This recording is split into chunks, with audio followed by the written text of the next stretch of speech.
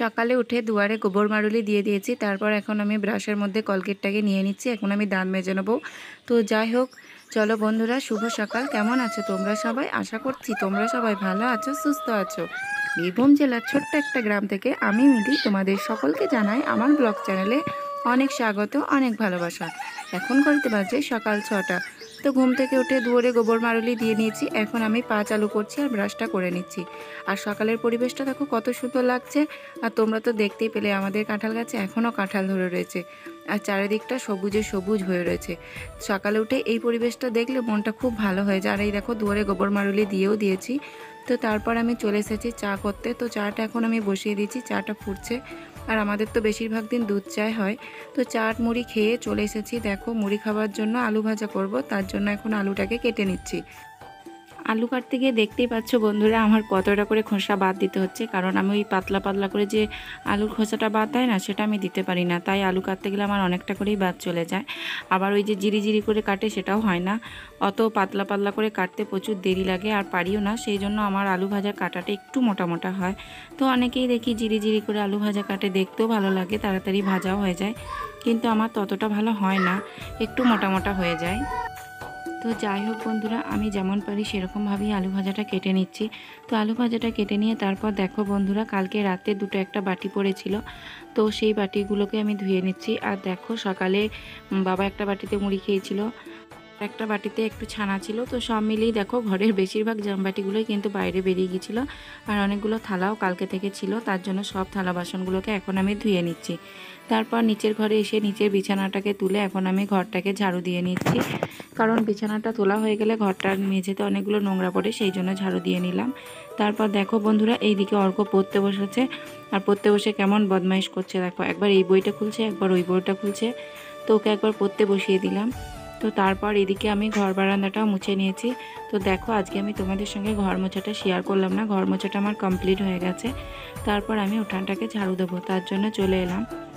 তো সকালের বাসি উঠোনটাকে একবার ঝাড়ু দিয়েছিলাম, কিন্তু বাড়িতে যেহেতু এই কাঁঠাল গাছটা রয়েছে, তার জন্য পাতাগুলো পড়ে আবার উঠানটা নোংরা হয়ে যায়। তো তার জন্য উঠানটাকে আর একবার ঝাড়ু দিয়ে নিচ্ছি। আর দেখো, যতবারই ঝাড় দিই কিন্তু কাঁঠাল পাতাগুলো ঠিক পড়তেই থাকে। তো সকালে একবার ঝাড়ু দিয়েছিলাম, সেই জন্য কাঁঠাল পাতাগুলো জড়ো করা রয়েছে। আবার ঝাড়ু দিচ্ছি, দেখো আবার কাঁঠাল পাতাগুলো এখানে জড়ো করে রাখলাম। তো তারপর মুড়ি খাওয়ার জন্য আলু ভাজা করতে এসেছি। তেলের মধ্যে একটু লঙ্কা আর একটু আদা কুচি কুচি করে দিয়েছিলাম। তারপর আলু ভাজাগুলো দিয়ে এখন নুন হলুদ দিয়ে আলুটাকে ভালোভাবে ভেজে নেব। তো একটু জল দিতে হবে, না হলে আবার ছেলে খেতে চাইবে না শুকনো শুকনো করে ভাজা করলে। তো আলু ভাজাটা ওইদিকে বসিয়ে দিচ্ছি, আলু ভাজাটা হচ্ছে আমার। আর এদিকে আমি রান্নাঘরটাকে মুছে নিচ্ছি। তো বাসনের ঝাঁপিটাকে সরিয়ে দিলাম, তারপর গোটা রান্নাঘরটাকে মুছে নিচ্ছি। আর আমাদের রান্নাঘরের পাশেই যেহেতু গোয়াল ঘর, তাই সকালে গোয়াল মোছার সময় যে ছাইগুলো উড়ে আসে, দেখো ওইখানটা কতটা নোংরা হয়ে রয়েছে, তার জন্য আমি ওইখানটা ভালোভাবে মুছে নিলাম। আর হ্যাঁ বন্ধুরা, তোমরা যারা এখনও অবধি আমার ভিডিওটা দেখছো তাদেরকে জানাই অসংখ্য অসংখ্য ধন্যবাদ। তোমরা এইভাবেই আমার পাশে থেকেও আমাকে সাপোর্ট করো, কারণ তোমাদের সাপোর্ট ছাড়া আমি সামনের দিকে এগিয়ে যেতে পারবো না। তারপর ওইদিকে রান্নাঘরটা মুছে নিয়ে আমি চলে এসেছি উনুন সালে যে ছাইগুলো রয়েছে সেই ছাইগুলো তুলে নিচ্ছি। যেহেতু আমাদের তিল গাছের কাঁচকিতে রান্না করা হয়, তো দেখো উনানের মধ্যে ছাই রয়েছে আর ভুসো ছাইগুলো রয়েছে। দেখো তুলতে যাচ্ছে, একদম পুরো উড়ে উড়ে চলে আসছে। যখন রান্না করি তখন মনে হয় এক উনুন হয়েছে, কিন্তু পরে আবার বসে গিয়ে উনুনের তলাতে চলে যায়। তো এখন আমি বস্তার মধ্যে ছাইটাকে ভরে রেখে দিলাম। তো তারপর দেখো, তোমাদের দাদাভাই মাঠে থেকে কচু এনেছিল, মাঠে গিয়েছিল। তো সেই জন্য বাবাকে বললাম পই এনে দিতে। তো আমাদের জমিতে পই হয়েছিল, সেই পইটা এনে দিয়েছে। এখন আমি পুঁই শাকগুলোকে কেটে নেব। তো এবছর প্রথম এই কচু দিয়ে পুঁই শাক খাওয়া, কিন্তু আমাদের কচু লাগিয়েছে, এখনও কচুগুলো ভালো হয়নি। তাই অন্যদের জমি থেকে যে কচুগুলো এনেছিল সেই কচুগুলো দিয়ে এখন সবজিটাকে কেটে নিচ্ছি। তো তারপর দেখো বন্ধুরা, স্নান করে আমি চলে এসেছি। ফুল তুলে এনে এখন আমি ঠাকুরের পুজো দিয়ে নিয়েছি। আজকে যেহেতু বেশি ফুল পাইনি, তাই প্রত্যেকটা ঠাকুরের পায়ে একটা একটা করেই দিতে পেরেছি। বেশি পেলে একটু দেখতেও ভালো লাগে ঠাকুরের পায়ে দিলে। তো তারপর দেখো বন্ধুরা, রৌদ্র উঠেছে দেখে আমি ছাদে চলে এলাম। তো তোমরা তো দেখতেই পেয়েছিলে আমাদের যখন তিল উঠেছিল, তিলগুলোকে আর কি ঝেড়ে রাখা হয়েছিল কাছ থেকে। তো তারপর থেকে আর ভালো করে রৌদ্র দেওয়া হয়নি, একবার দেওয়া হয়েছিল। আর সেই দিন উপরে বারান্দাতে এই তিলগুলো ছিল, হালকা হালকা বৃষ্টির ছাঁটও পেয়েছে। তো তার জন্য তিলগুলোকে একবার রৌদ্রের মধ্যে মিলে দেওয়া হলো। দেখো বন্ধুরা, সকালের আকাশটা কিন্তু এখন ভালোই হয়েছে, রোদটাও হালকা হালকা রয়েছে, তাই ভাবলাম দিয়ে দিই। তো তো তিলকোটা রোদ্রের মধ্যে দিলে শুকিয়েও যাবে। আর এখন আমি পায়ে করে এদিক ওদিক সমান করে দিচ্ছি। তো একরকম মোটা করেই চারিদিকেই দিয়ে দিচ্ছি যাতে চারিদিক শুকিয়ে যাবে। পাতলা করে দিলে আর কি শুকিয়েও যাবে খুব তাড়াতাড়ি। তো সেই জন্য পাতলা পাতলা করে গোটা ছাদের অর্ধেকটা এইদিকে দিয়ে দিচ্ছি, আর যে বাকি অর্ধেক এইদিকে তিলটা আছে সেই তিলটাকে আলাদা করে দেবো, কারণ এই তিলটা একটু নোংরা আছে। তো সেই জন্য এই তিলটা আলাদা করে দেবো, কারণ আমি তো তিল ঝাড়তে পারি না, এমনি চালুনিতে করে যে তিলগুলো হয় সেটাকেই করে ঠিক করে রেখেছিলাম, তো চালতে পারি না, তার জন্য আলাদা করে এই পাশে তিলটা একটু নোংরা রয়েছে এইদিকে দিয়ে দেবো। তো তারপর দেখো বন্ধুরা চলে এসেছি রান্না করতে, আর আজকে করব সজনের শাক। এই শাকটা আমার খুব ফেভারিট। তো আমাদের এদিকে সজনে গাছটা তেমন নেই বললেই চলে, যেদিকেই গাছটা হয় আর কি হনুতে উৎপাত করে ভেঙে দেয়, তার জন্য দেখো সজনের শাকটা আমি নিয়ে নিয়েছি। এখন কড়াইয়ে তেল আর রসুন ফোড়ন দিয়ে শাকটাকে আমি দিয়ে দিলাম। তো আমাদের একটা গাছ লাগিয়েছিলাম, কিন্তু যেই দুটো চারটে পাতা বেরিয়ে লেগেছে হনুতে এসে শেষ করে দিয়েছে।